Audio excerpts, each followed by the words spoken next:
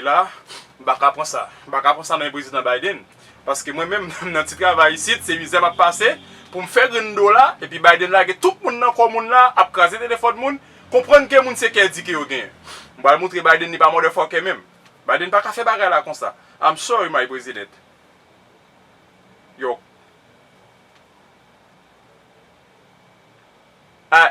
Hello, my president. Yo, Biden. You okay?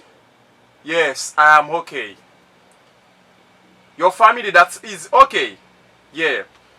Mr. Biden, I have a problem. I have a problem. Problem, my people in Haiti, the country, they fly but in USA. No, Biden. I'm not okay. I'm not okay. Your president, you're crazy. You're crazy. The people you can fly in boat in USA. Poop, poop, poop, poop, poop, poop.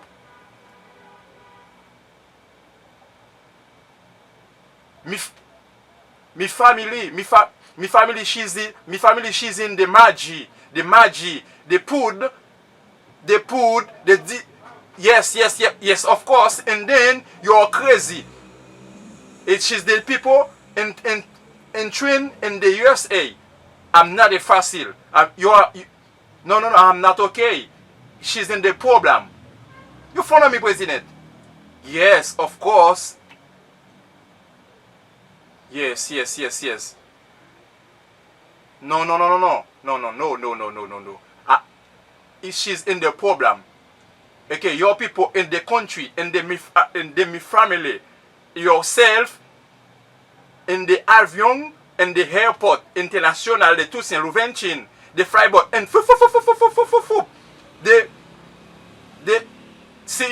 she's not.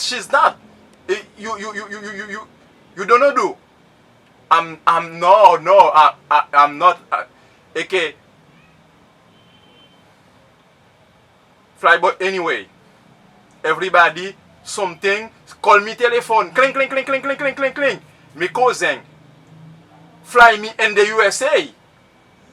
I'm not in the dollar. You follow me? You're crazy, my president. You're crazy. No, I'm not okay. Goodbye. Bye, sir.